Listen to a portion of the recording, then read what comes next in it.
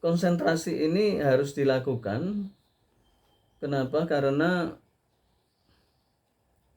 ini sangat menentukan hasil ya. Jadi kalau misalnya kita itu kurang sungguh-sungguh, maka hasilnya tidak sungguh-sungguh ya. Jadi mulai dari al-jawarih, anggota badan ini, jadi jangan usil ya. Misalnya kita itu melihat ya, misalnya saja kalau pakai Zoom, ini contoh yang pakai Zoom ya, itu misalnya kita melihat pembicara ya, dalam hal ini ya kalian melihat saya sebagai pembicara, tapi di sisi lain kalian melihat HP yang lain. Ini nggak boleh, akan mengganggu ya. Mengganggu konsentrasi juga mengganggu pahala ya. Makanya sebenarnya ngaji itu enak ketemu, enak offline ya, karena offline itu langsung ketemu dan langsung tahu ya. Nah gimana kalau misalnya ngantuk, ya ditahan ya, jangan dituruti ya. Ibarat kata begini loh ya, kalau kita misalnya sholat ngantuk, masa kita turuti? Kan nggak mungkin. Itu mempengaruhi ibadah, kekhusyuan kita, juga mempengaruhi pahala kita ya. Ya nggak mungkin lah, misalnya sholat Jumat ya, satunya serius mendengarkan ceramah khutbah Jumat, yang satunya ngantuk tidur ya. Tidur itu gugur kewajiban gitu saja, tapi pahalanya berkurang atau bahkan nggak dapat. Begitu khotibnya itu assalamualaikum warahmatullahi wabarakatuh, dia langsung tidur. Nanti wassalamualaikum misalnya langsung aqimusholah, nah itu dia langsung bangun. Nah padahal dalam khutbah Jumat itu atau sholat Jumat itu yang terpenting esensinya adalah mendengarkan khutbah Jumat ya. Esensinya yang paling penting. Kenapa? Karena itu berbentuk nasihat. Nasihat itu yang menggugah setiap manusia dari sadar, dari tidak sadar menjadi sadar, dari lalai menjadi benar, dari salah ya menjadi benar, dari lalai menjadi sadar ya. Jadi manusia itu butuh nasihat, sebab nasihat itu seperti obat ya. Kalau orang sakit maka ya harus diobati. Jangan dibiarkan sakitnya ya. Nah sakit ini kan ada dua. Sakit itu ada dua. Jadi sakit yang pertama sakit badan, ini lebih mudah ya. Sakit badan itu adalah misalnya kita lagi apalah misalnya ya, kena sakit yang dohir ya, ini kita obati. Misalnya luka atau apa yang kita obati. Nah yang lebih berat adalah sakit hati ya. Sakit hati ini berupa riya, takabur, ujub, sombong, malas, kemudian tidak bersemangat di dalam ibadah, ngaji, mencari ilmu. Ini berbahaya, jauh lebih berbahaya ya. Kalau kita sakit jawarih, anggota badan tubuh kita, mungkin ya akan berpengaruh inilah ya, misalnya gerakan tubuh saja ya. Jadi misalnya kaki kita itu misalnya kesleo atau tangan kesleo misalnya ya, itu kan nggak nyaman ya. Kita sholat nggak nyaman, kita jalan nggak nyaman ya. Ya pernah saya itu kesleo gitu ya, ya jatuh dari motor ya, itu 15 tahun yang lalu ya, lebih ya. Itu jatuhnya nggak seberapa, tapi sakitnya itu luar biasa ya. Nah itu mengganggu banget ya, mengganggu sampai berminggu-minggu ya. Ya, itu gampang dirasa ya. Kalau sakit jawarih, anggota badan tubuh itu gampang dirasa. Jadi gerakannya nggak enak ya. Nah, terus kemudian pokoknya ganggu banget lah ya, namanya juga kesleo. Atau bahkan pernah kita ini, tangan kita ini kesleo jadi sampai ke Sanggal Putung ya, jadi di Cimande ditarik. Ini sakitnya minta ampun. Saya waktu belum ditarik sama Cimande itu nggak ngerti obatnya apa ini. Tak pikir kesleo biasa jatuh di gunung ini. Jatuhnya itu nggak seberapa sih sebenarnya, nggak sampai jatuh banget, nggak kepleset, tapi fatal ini. Kita obati salah, kita ini ternyata setelah 1 minggu, ini belum sembuh 1 minggu, akhirnya disuruh untuk ke Cimande tadi. Cuman 5 menit nggak sampai, ditarik kemudian diklik.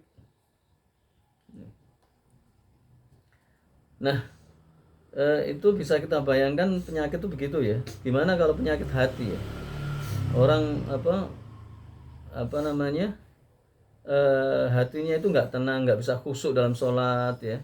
Itu sebenarnya ada obatnya ya. Ada orang sholat tapi nggak bisa khusyuk, nggak bisa menangis, nggak bisa zikir. Ada orang itu kelihatannya ibadah haji tapi nggak bisa khusyuk ya, kesana ya. Nah itu penyakit itu sayang dia nggak sadar. Jadi kalau penyakit anggota badan tubuh itu mudah dirasakan, mudah dilihat ya. Tapi kalau penyakit hati yang tidak khusyuk, malas, ya, iri, dengki, hasad, sombong, riak, takabur itu bahkan dirinya ini nggak sadar, gitu loh.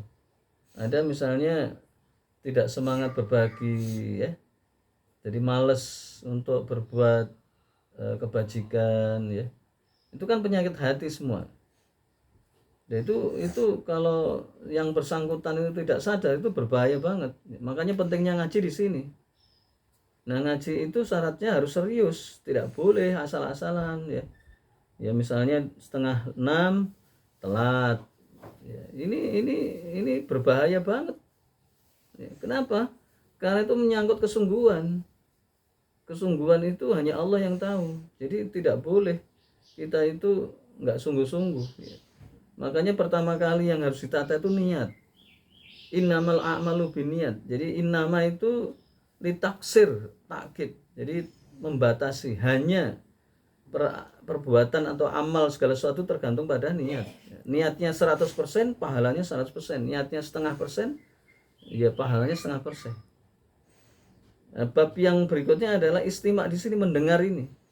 Jadi dalam mencari ilmu itu harus mendengar serius. Ya, seperti kita itu belajar itu. Ya, ini ada kisah ya, ada seorang yang ini contoh aja ya. Ada seorang murid, ini murid sekolah ya. Ya, ini termasuk murid saya ya. Dia mendengar itu serius. Ya, dia mendengar serius ketika setiap guru menyampaikan. Nah, karena dia itu serius, maka dia itu juara. Juara pertama, sesekali juara kedua. Dia jarang belajar di rumah, cuman ketika gurunya menyampaikan tuh dia serius sekali mendengar, jadi dia tidak mengulang kembali ya. Ya itu rahasianya ya. Makanya ini saya ingatkan khususnya untuk ketua panitia atau yang bagian koordinator untuk mengingatkan kembali yang lain ya, jangan sampai males-malesan ya. Karena seperti ini jarang di zaman sekarang itu jarang diingatkan ya. Dan ini kalau nggak diingatkan berbahaya. Jadi ada orang yang penyakitan tapi nggak sadar kalau dirinya penyakit. Ya. Nah, sekali lagi saya tekankan penyakit dohir fisik itu lebih gampang obatnya daripada penyakit batin.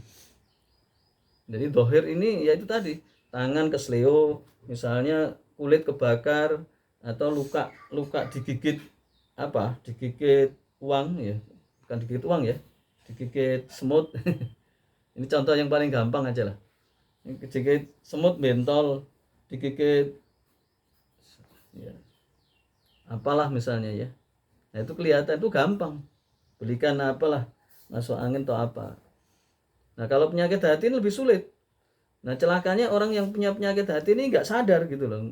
Nggak sadar kalau dia penyakit hati dan nggak konsultasi ke gurunya. Nah ini berbahaya banget.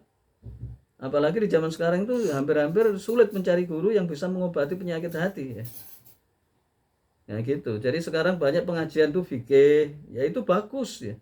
Tapi yang penyakit hati ini hampir-hampir nggak ada. Ya. Jadi kita carilah misalnya di masjid ya, seluruh Jakarta lah coba kita cari ya. Ini rata-rata penyakit pengajiannya itu pengajian yang umum-umum gitu ya. Nah, jadi ini penyakit hati ini harus kita obati sedini mungkin. Penyakit hati itu termasuk males tadi ya, males, ibadah nggak bisa khusyuk, ibadah itu kok ogah-ogahan ya, dakwah itu nggak sungguh-sungguh ya, ambil yang gampang-gampang, itu penyakit hati ya. Baik, sebelum saya lanjutkan mungkin ada yang ditanyakan, silakan.